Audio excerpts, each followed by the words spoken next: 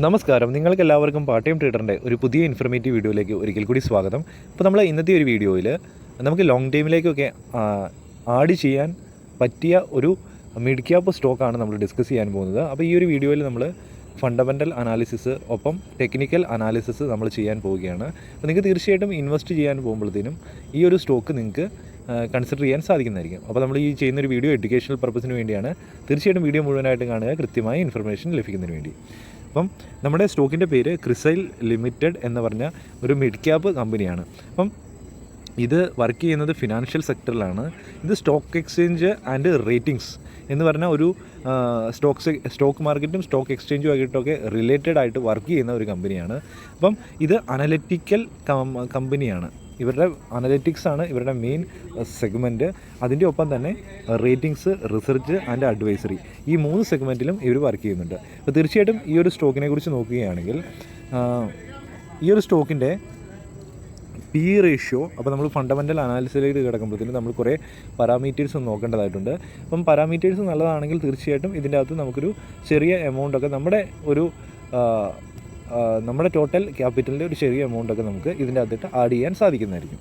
അപ്പം നമുക്ക് ഈ ഒരു പി റേഷ്യോ നോക്കുകയാണെങ്കിൽ സെക്ടർ പി ഇ 21 സംതിങ് ആണ് സെക്ടർ പി ഇ ഫിനാൻഷ്യൽ സെക്ടറിൻ്റെ. അപ്പം അതിനേക്കാളും കുറച്ച് കൂടുതലാണ്. അപ്പോൾ കുറച്ച് വാല്യുവേഷൻ ഇച്ചിരി കൂടുതൽ ഓവർ വാല്യൂഡാണ് സ്റ്റോക്ക്. എന്നാലും നമുക്ക് പി റേഷ്യോ വലിയ മോശമില്ലാത്തൊരു പി റേഷ്യോ തന്നെയാണ്. അതുപോലെ തന്നെ സെക്ടർ പി ബി 2.19 ആണ്. അപ്പോൾ പി ബി കുറച്ച് വലുതാണ്, അതും കുഴപ്പമില്ല. എന്നാലും പി ബി റേഷ്യോ കുറച്ച് കൂടുതലാണ് ഈ സ്റ്റോക്കിൽ കാണിക്കുന്നത്. അപ്പോൾ ഇത് ഫണ്ടമെൻ്റലി ഈ രണ്ട് കാര്യങ്ങൾ, ചെറിയ ഒരു പി ബി റേഷ്യോ കൂടുതലും പി റേഷ്യോ കൂടുതലും നമുക്കിവിടെ കാണാൻ സാധിക്കുന്നുണ്ട്. പക്ഷേ ഈ ഒരു കമ്പനി 1.55% ഡിവിഡൻഡിൽ തരുന്നുണ്ട്. അതൊരു നല്ലൊരു കാര്യമാണ്. അതുപോലെ തന്നെ മാർക്കറ്റ് ക്യാപിറ്റൽ നമുക്ക് കാണാൻ സാധിക്കും 21,587 കോടി രൂപയാണ് ഇവരുടെ മാർക്കറ്റ് ക്യാപിറ്റൽ. നമുക്ക് സെക്ടർ ഡിവിഡൻഡിലും അങ്ങനെ കമ്പയർ ചെയ്യുമ്പം ഇവർ ഡിവിഡൻഡിൽ കൂടുതൽ തരുന്നുണ്ട്. ഈ ഒരു പോയിന്റ് വിട്ടുപോയിരുന്നു. അപ്പോൾ ഇനി നമ്മൾ ഇതിൻ്റെ ഈ ഒരു സ്റ്റോക്കിൻ്റെ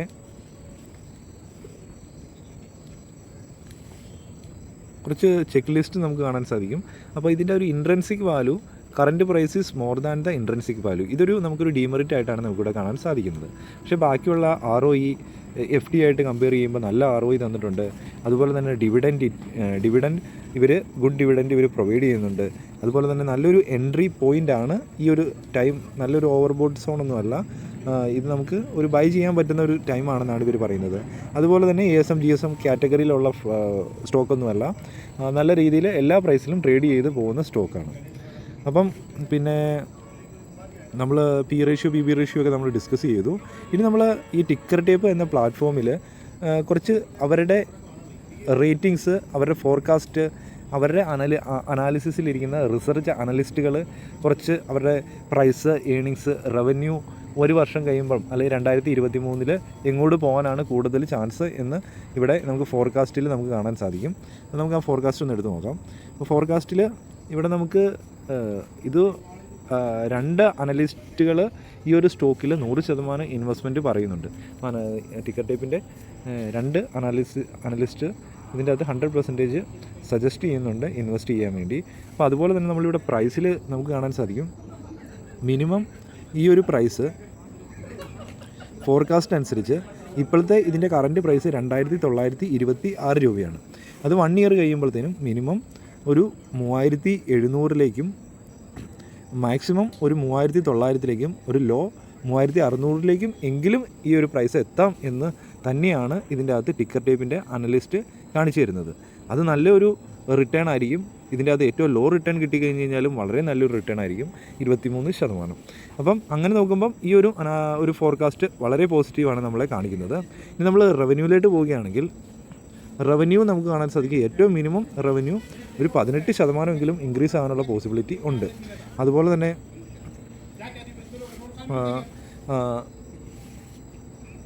മീഡിയൻ 20% അല്ലെങ്കിൽ ഹൈ 21%. ഇവിടെ നമുക്ക് ആവറേജ് ഒരു 20% 2022 ക്ലോസ് ആകുമ്പോഴത്തേനും നമുക്ക് റിട്ടേൺ തരാനുള്ള പോസിബിലിറ്റി ഉണ്ട് എന്ന് തന്നെയാണ് കാണിച്ചു തരുന്നത്. ഇനിയിപ്പം നമ്മൾ ഏണിങ്സിലേക്ക് പോവുകയാണെങ്കിൽ, ഏണിങ്സിൻ്റെ കണക്കിലേക്കൊന്ന് പോവുകയാണെങ്കിൽ ഇവിടെ ഏണിങ്സിലും നമുക്ക് കാണാൻ സാധിക്കും ഏണിങ്സിലും 17%, 19%, 20%. അപ്പം മിനിമം ഒരു 18-19% എങ്കിലും നമുക്ക് ഒരു ഏണിങ്സിലും ഗ്രോത്ത് ഉണ്ടാകാനുള്ള പോസിബിലിറ്റി ഉണ്ട്. അപ്പം എല്ലാ കണക്കുകളും ഇവിടെ ഈ ഒരു ഫോർകാസ്റ്റിൽ നമുക്ക് കാണാൻ സാധിക്കുന്നത്, നമുക്ക് ഫോർകാസ്റ്റിൽ പ്രൈസിലും ഏണിങ്സിലും റവന്യൂവിലും നമുക്ക് ഒരു നല്ല ഒരു പോസിറ്റീവായിട്ടുള്ള ഡേറ്റാസ് കാണാൻ സാധിക്കുന്നുണ്ട്. ഇനി നമ്മൾ ഇതിൻ്റെ പിയർ കമ്പനീസിലേക്ക് പോകുമ്പം ഇവിടെ പിയർ കമ്പനീസാണ് ഇതിൻ്റെ സെയിം ഫീൽഡിലൊക്കെ വർക്ക് ചെയ്യുന്ന കമ്പനീസാണ് CDSL, അതുപോലെ തന്നെ BSE limited, multi commodity exchange of ICRA limited, ഇങ്ങനെ കുറേ കമ്പനികൾ ഇതിൻ്റെ സെയിം സെക്ഷനിൽ വർക്ക് ചെയ്യുന്ന പിയർ കമ്പനീസാണ്. അപ്പം അതുപോലെ തന്നെ നമുക്കിതിൻ്റെ ഫിനാൻഷ്യൽ ട്രെൻഡ് ഒന്ന് പഠിക്കുകയാണെങ്കിൽ നമുക്ക് കാണാൻ സാധിക്കും 2018 തൊട്ട് 2021 വരെയുള്ള ഫിനാൻഷ്യൽ ട്രെൻഡിൽ ഈ ഒരു റവന്യൂ പതിയെ ഇൻക്രീസ് ചെയ്ത് പോകുന്നതായിട്ട് കാണാൻ സാധിക്കും. അതുപോലെ തന്നെ ഈ പ്രോഫിറ്റും മോശമില്ലാത്ത രീതിയിൽ തന്നെ മുമ്പോട്ട് പോകുന്നുണ്ട്. ഇവിടെ ഏകദേശം സെയിം ആയിരുന്നു ഈ ഒരു 2018, 19, 20 കാലയളവിൽ. അവിടെ നിന്ന് ഒരു 2020, 2021 ഒരു ഗ്രോത്ത് നമുക്ക് പ്രോഫിറ്റിലും കാണാൻ സാധിക്കുന്നുണ്ട്. അപ്പം ഈ വാല്യൂസൊക്കെ 1000 crore കാണിച്ചു തരുന്നത്. അപ്പം ഈ ഒരു ഡേറ്റ എന്ന് പറയുന്ന 1.82,000 crore ഇവിടെ ഉദ്ദേശിക്കുന്നത്. അപ്പം ഇതിൻ്റെ അതൊരു പോസിറ്റീവായിട്ടുള്ള റിസൾട്ട് കാണാൻ സാധിക്കുന്നുണ്ട്. പിന്നെ നമ്മൾ ഷെയർ ഹോൾഡിംഗ് പാറ്റേണിലേക്ക് വരികയാണെങ്കിൽ നമുക്ക് ഇവിടെ ഒരു നല്ലൊരു കാര്യം കാണാൻ സാധിക്കുന്നത്, ഇവരുടെ പ്രൊമോട്ടർ ഹോൾഡിങ് 66% ഉണ്ട്. അപ്പോൾ പ്രൊമോട്ടേഴ്സ്, സ്വന്തം കമ്പനിയുടെ പ്രൊമോട്ടേഴ്സ് സ്ട്രോങ് ആയിട്ട് അവർ ഹോൾഡ് ചെയ്യുന്നുണ്ട് ആ ഷെയറിൻ്റെ പോർഷൻ.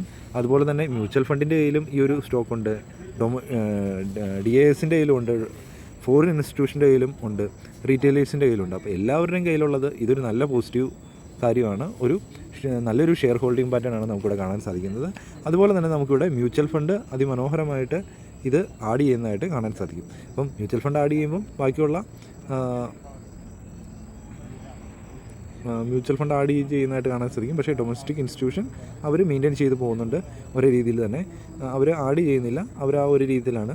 പിന്നെ ഇവിടെ പ്രൊമോട്ടേഴ്സ് ഹോൾഡിങ് പ്ലെഡ്ജ് ആയിട്ടില്ല, ഒരേ രീതിയിൽ തന്നെ മുമ്പോട്ട് പോകാൻ സാധിക്കും, മുമ്പോട്ട് പോകുന്നതായിട്ട് കാണാൻ സാധിക്കും. ഒരു വലിയ വേരിയേഷൻസ് ഒന്നും ഇല്ലാതെ പ്രൊമോട്ടർ ഹോൾഡിങ് സെയിം ആയിട്ട് ഒരു 1-2 വർഷമായിട്ട് നിൽക്കുന്നതായിട്ടും കാണാൻ സാധിക്കും. അപ്പോൾ ഇതൊരു നല്ല കാര്യമാണ് ഈ ഒരു സ്റ്റോക്കിനെ സംബന്ധിച്ച്. അപ്പോൾ നിങ്ങൾക്ക് തീർച്ചയായിട്ടും ഫണ്ടമെൻ്റൽ അനാലിസിസിനെ കുറിച്ചോ അല്ലെങ്കിൽ ഇൻവെസ്റ്റ്മെൻറ്റിനെ കുറിച്ചോ ഒക്കെ എന്തെങ്കിലും ഡൗട്ട് ഉണ്ടെങ്കിൽ, ഒരു ബിഗിനർ ആണെങ്കിൽ അവർക്ക് വേണ്ടിയുള്ള ഒരു ട്യൂട്ടോറിയൽ വീഡിയോസ് മാത്രമായിട്ട്, വളരെ ഇമ്പോർട്ടൻ്റ് ആയിട്ടുള്ള ട്യൂട്ടോറിയൽ വീഡിയോസ് മാത്രമായിട്ട് ഒരു പ്ലേലിസ്റ്റ് നമ്മൾ ചെയ്തിട്ടുണ്ട്. ആ ഒരു പ്ലേലിസ്റ്റിൽ എല്ലാ വീഡിയോസും ലഭിക്കുന്നതായിരിക്കും. അത് ഈ വീഡിയോ ഡിസ്ക്രിപ്ഷനിൽ ലഭിക്കും, അവിടെ പോയി കണ്ട് മനസ്സിലാക്കുക. അതിനുശേഷം നല്ല ഇൻവെസ്റ്റ്മെൻറ്റ് പ്ലാൻ ഉണ്ടാക്കുക, നല്ല രീതിയിൽ ഇൻവെസ്റ്റ് ചെയ്യുക, മ്യൂച്വൽ ഫണ്ടിൽ എൻട്രി എടുക്കുക ബിഗിനേഴ്സ് ആണെങ്കിൽ, അതുപോലെ തന്നെ സ്റ്റോക്സിൽ ഇൻവെസ്റ്റ് ചെയ്യുക, അതും ഡൈവേഴ്സിഫൈ ചെയ്ത് ഇൻവെസ്റ്റ് ചെയ്യുക. അപ്പോൾ ഫിനാൻഷ്യൽ സെക്ടറിലും ബാക്കിയുള്ള സെക്ടറിലും എല്ലാം ഒരു ഡൈവേഴ്സിഫൈ ചെയ്ത് ചെയ്യുകയാണെങ്കിൽ നമുക്ക് അത്ര മാത്രം റിസ്ക് കുറയ്ക്കാൻ സാധിക്കുന്നതായിരിക്കും. ഇനി നമുക്ക് ഫണ്ടമെൻ്റലി നമുക്ക് ഈ കുറേ ഡേറ്റാസിൻ്റെ അകത്ത് നമുക്ക് കുറേ പോസിറ്റീവ് സൈഡുകൾ കാണാൻ സാധിക്കുന്നുണ്ട്.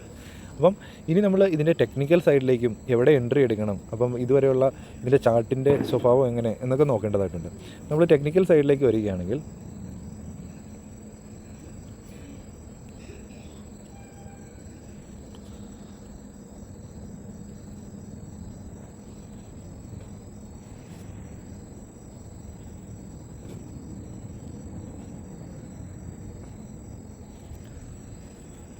നമുക്ക് ഈ ഒരു സ്റ്റോക്കിൻ്റെ ഒരു ലോങ് ടൈം വ്യൂവിൽ നമുക്ക് കാണാൻ സാധിക്കും. ഈ സ്റ്റോക്ക് 2008 കാലയളവിൽ ഈ ഒരു പോയിന്റിൽ നിന്നതാണ്. അതിനുശേഷം അതിമനോഹരമായിട്ട് ഒരു അപ്സൈഡ് മൊമെൻറ്റം തന്നു 2016 വരെ. അതിനുശേഷം ഒരു വലിയ കറക്ഷൻ ഉണ്ടായി, അതിനുശേഷം വീണ്ടും ഒരു അപ്സൈഡ് മൊമെൻറ്റം തന്നു.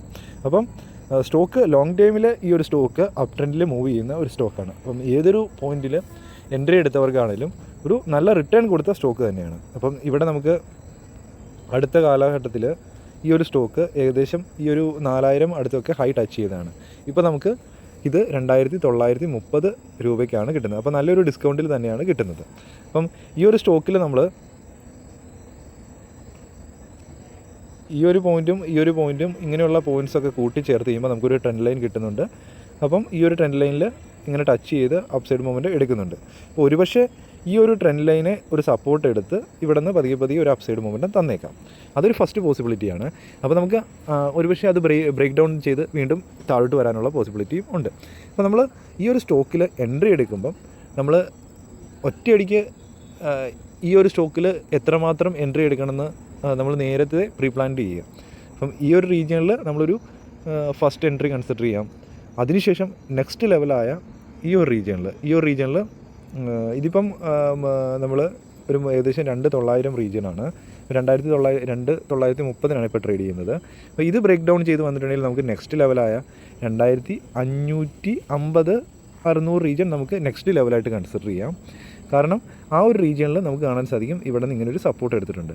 ഒരുപക്ഷെ ഇവിടെ നിന്ന് ഇങ്ങനെ വന്ന് ഇവിടെ സപ്പോർട്ട് എടുക്കാനുള്ള പോസിബിലിറ്റിയും ഉണ്ട്. അപ്പം അവിടെ നമുക്ക് സെക്കൻഡ് എൻട്രി ആയിട്ട് കൺസിഡർ ചെയ്യാം. ഫസ്റ്റ് എൻട്രി ഇവിടെ, സെക്കൻഡ് എൻട്രി ഇവിടെ. ഇൻ കേസ് അതിനുശേഷം വേണമെങ്കിൽ ഈ ഒരു സ്റ്റോക്കിൽ മുമ്പോട്ടുള്ള മാർക്കറ്റ് റിപ്പോർട്ട്സും ഡേറ്റാസും വീണ്ടും ചെക്ക് ചെയ്ത് മുമ്പോട്ട് ഹോൾഡ് ചെയ്യാം. വീണ്ടും ഒന്നുകിൽ ആവറേജ് ചെയ്യാതെ ഹോൾഡ് ചെയ്യാം, അല്ലെങ്കിൽ ഇതിന് താഴെ നമുക്കൊരു വീണ്ടും ഒരുപാട് താഴോട്ട് പോവുകയാണെങ്കിൽ അല്ലെങ്കിൽ ബാഡായിട്ട് എന്തെങ്കിലും ന്യൂസ് സംഭവിക്കുകയാണെങ്കിൽ നമുക്ക് ഈ ഒരു സ്റ്റോക്കിൽ നിന്ന് എക്സിറ്റ് ആകാൻ സാധിക്കുന്നതായിരിക്കും. അതല്ല നമുക്ക് കുറച്ചും കൂടെ അഡ്വാൻസ് ആയിട്ട് നമ്മൾ കുറച്ചും കൂടെ പതിയെ ആ ഒരു റേഞ്ചിലേക്ക് വരുവാണെങ്കിൽ മാത്രം എൻട്രി എടുത്താൽ മതി എന്നുള്ള കണ്ടീഷനിലാണെങ്കിൽ നമുക്ക് ഈ ഒരു റീജിയനിൽ ഫസ്റ്റ് എൻട്രി എടുത്ത് ഈ ഒരു റീജിയനിൽ സെക്കൻഡ് എൻട്രി കൺസിഡർ ചെയ്യാം. 2550 റീജിയനിൽ തേർഡ് എൻട്രി ആയിട്ട് 2100 വേണ്ടി വെയിറ്റ് ചെയ്യാം. 100, 2200 റീജിയന് വേണ്ടി വെയിറ്റ് ചെയ്യാനും സാധിക്കുന്നതായിരിക്കും. നമുക്ക് ഈ ഒരു റീജിയനിൽ നമുക്ക് കാണാൻ സാധിക്കും നല്ല ഒരു റെസിസ്റ്റൻസ് എടുത്ത റീജിയനാണ്. അപ്പോൾ അത് റിട്ടേൺ വരുമ്പോൾ അതൊരു സപ്പോർട്ടായിട്ട് മാറാനുള്ള പോസിബിലിറ്റി ഉണ്ട്. അപ്പം മാർക്കറ്റിൽ ഇങ്ങനൊരു അപ്സൈഡ് മൊമെൻറ്റം തന്നതുകൊണ്ടാണ് സെക്ടർ പിയിനേക്കാളും ഈ ഒരു സ്റ്റോക്ക് പി റേഷ്യോ ഇച്ചിരി കൂടുതലായിട്ട് നമുക്ക് നമ്മുടെ ഡേറ്റാസിൽ കാണാൻ സാധിക്കുന്നത്. അപ്പം അത് കുറച്ചും കൂടെ താഴോട്ട് വന്നു കഴിഞ്ഞാൽ ആ ഒരു പി റേഷ്യോ പ്രൈസ് കുറച്ചും കൂടെ താഴോട്ടാണ് വരുന്നതെങ്കിൽ നമുക്ക് ആ പി റേഷ്യോ ഏകദേശം സെക്ടറിനോട് ചേർന്ന് തന്നെ ആവറേജ് ചെയ്ത് കിട്ടും. അപ്പം അതിനുവേണ്ടി വെയിറ്റ് ചെയ്യാം. അല്ലെങ്കിൽ ചെറിയ എൻട്രി ഈ ഫസ്റ്റ് റീജിയനിൽ എടുത്തതിന് ശേഷം നെക്സ്റ്റ് ലെവലിന് വേണ്ടി വെയിറ്റ് ചെയ്യാം. അവിടെയും കുറച്ച് എൻട്രി എടുത്ത് ആവറേജ് ചെയ്ത് നമ്മുടെ പോർട്ട്ഫോളിയോയിൽ സേഫായിട്ട് വെക്കാം. അതിനുശേഷം ഈ ഒരു റീജിയനിലൊക്കെ താഴെ പിന്നെ ആവറേജ് ചെയ്യാതിരിക്കുക. അതിനുശേഷം വെയിറ്റ് ചെയ്യുക. എന്താണ് കമ്പനിയിൽ മുമ്പോട്ടുള്ള പ്രോഫിറ്റാണോ, നമ്മൾ ക്വാർട്ടർലി റിസൾട്ടൊക്കെ ചെക്ക് ചെയ്യുക. അതുപോലെ തന്നെ കമ്പനി നല്ല രീതിയിൽ വർക്ക് ചെയ്യുന്നുണ്ടോ, ഡിവിഡൻഡ് തരുന്നുണ്ടോ, ഡിവിഡൻഡ് കൃത്യമായിട്ട് എല്ലാ കാര്യങ്ങളും ഷെയർ ബോണസ് ആകുന്നുണ്ടോ, സ്പ്ലിറ്റ് ആകുന്നുണ്ടോ, ഈ കാര്യങ്ങളെല്ലാം നമ്മൾ ചെറുതായിട്ട് ഇതിൻ്റെ കൂട്ടത്തിൽ പഠിക്കേണ്ടതും ആയിട്ടുണ്ട്. കാരണം നമ്മുടെ പോർട്ട്ഫോളിയോയിൽ സ്റ്റോക്കുകൾ ആഡ് ചെയ്യുമ്പോൾ തീർച്ചയായിട്ടും നമ്മൾ വലിയ കമ്പനി, ഫേമസ് ആയിട്ടുള്ള കമ്പനികൾ, നമ്മുടെ ചുറ്റുപാടുമുള്ള കമ്പനികൾ നമുക്ക് പെട്ടെന്ന് തന്നെ നമുക്ക് ആ ന്യൂസസ് അറിയാൻ പറ്റും. എന്തെങ്കിലും ആ ഒരു കമ്പനികളിൽ എന്തെങ്കിലും മോശമായിട്ട് ഉള്ള ന്യൂസസ് വന്നിട്ടുണ്ടെങ്കിൽ. പക്ഷേ ചെറിയ കമ്പനികൾ നമ്മൾ ഇൻവെസ്റ്റ് ചെയ്ത് കഴിഞ്ഞിട്ടുണ്ടെങ്കിൽ നമുക്ക് റിസ്ക് കൂടുതലാണ്. അപ്പം റിട്ടേണും കൂടുതൽ കിട്ടാനുള്ള പോസിബിലിറ്റി ഉണ്ട്. അപ്പം ആ റിസ്ക് അവോയ്ഡ് ചെയ്യുന്നതിന് വേണ്ടി നമ്മൾ അതിൻ്റെ ഡേറ്റാസ് നമ്മൾ ചെറുതായിട്ട് ഒരു മന്ത്ലിയിലോ ഒക്കെ ജസ്റ്റ് ഒന്ന് പഠിക്കേണ്ടതായിട്ടുണ്ട്. അപ്പോൾ അത്രയും പഠിച്ച് നമുക്ക് സേഫായിട്ട് പതിയെ നല്ലൊരു വെൽത്ത് ക്രിയേറ്റ് ചെയ്യാൻ സാധിക്കുന്നതായിരിക്കും. അല്ലാതെ ഓടിപ്പിടിച്ച് ഒരു ബിഗിനർ ആണെങ്കിൽ തീർച്ചയായിട്ടും ഇൻട്രാഡേ ട്രേഡിങ്ങിലേക്ക് ഫസ്റ്റ് വരാതിരിക്കുക. അവർ ലോങ് ടൈമിലേക്ക് ഇൻവെസ്റ്റ് ചെയ്തും മ്യൂച്വൽ ഫണ്ടിൽ എൻട്രി എടുത്തും മാർക്കറ്റിൻ്റെ സ്വഭാവവും മാർക്കറ്റിൻ്റെ പാറ്റേൺസും കാര്യങ്ങളൊക്കെ മനസ്സിലാക്കുക. അതിനുശേഷം മാത്രം ഇൻട്രാഡേയിൽ വരാൻ താല്പര്യമുണ്ടെങ്കിൽ വരിക. അതുമല്ല ബാക്കി എന്തെങ്കിലും ജോലി ചെയ്യുന്നവരാണ്, ഡേ ടൈമിൽ വർക്ക് ചെയ്യുന്നവരൊക്കെ ആണെങ്കിൽ ഒരു കൂടുതൽ ടെൻഷനൊന്നും എടുത്ത് ഈ ഒരു ഇൻട്രാഡേ ട്രേഡിങ്ങിലേക്ക് വരാതിരിക്കുന്നതായിരിക്കും ഏറ്റവും കൂടുതൽ ബെറ്റർ. പതിയെ ഒപ്പത്തിൽ തന്നെ ഇൻവെസ്റ്റ്മെൻറ്റ് ചെയ്യുക. അങ്ങനെ ഒരു പാർട്ട് ടൈമിൽ നല്ലൊരു വെൽത്ത് ക്രിയേറ്റ് ചെയ്തെടുക്കാൻ സാധിക്കുന്നതായിരിക്കും. അപ്പോൾ തീർച്ചയായിട്ടും ബിഗിനറാണെങ്കിൽ അപ്സ്റ്റോക്സ്, സെറോദ ഇവരാണ് ഏറ്റവും നല്ല ഇപ്പോൾ നിലവിലുള്ള ഏറ്റവും ആക്റ്റീവ് ക്ലയൻസോട് കൂടി മുമ്പോട്ട് പോകുന്ന സ്റ്റോക്ക് ബ്രോക്കേഴ്സ്. നല്ല പ്ലാറ്റ്ഫോം, നല്ല ടെക്നിക്കൽ അനാലിസിസ് ചെയ്യാനൊക്കെ പറ്റുന്നുണ്ട്. ഫണ്ടമെൻ്റൽ അനാലിസിൻ്റെ ആപ്ലിക്കേഷൻസ് എല്ലാം അതിനോട് ജോയിൻ ചെയ്ത് മ്യൂച്വൽ ഫണ്ട് ഇൻവെസ്റ്റ്മെൻറ്റ് എല്ലാ കാര്യങ്ങളും ക്ലിയർ ആയിട്ട് കസ്റ്റമർ സപ്പോർട്ട് എല്ലാ കാര്യങ്ങളും അവർ പ്രൊവൈഡ് ചെയ്യുന്നുണ്ട്. തീർച്ചയായിട്ടും നിങ്ങൾക്ക് ഇതിൻ്റെ അകത്ത് അക്കൗണ്ട് ഓപ്പൺ ആക്കുന്ന കാര്യം ആലോചിക്കാൻ സാധിക്കുന്നതായിരിക്കും. അപ്പം എങ്ങനെ അക്കൗണ്ട് ഓപ്പൺ ആക്കുന്നുള്ള വീഡിയോസ് എല്ലാം നമ്മുടെ ഈ ചാനലിൽ ചെയ്തിട്ടുണ്ട്. അതും കണ്ട് മനസ്സിലാക്കാൻ സാധിക്കും. അപ്പോൾ ഒരു പുതിയൊരു വീഡിയോ ആയിട്ട് ഉടൻ കാണുന്നവരെ good bye and Jai Hind.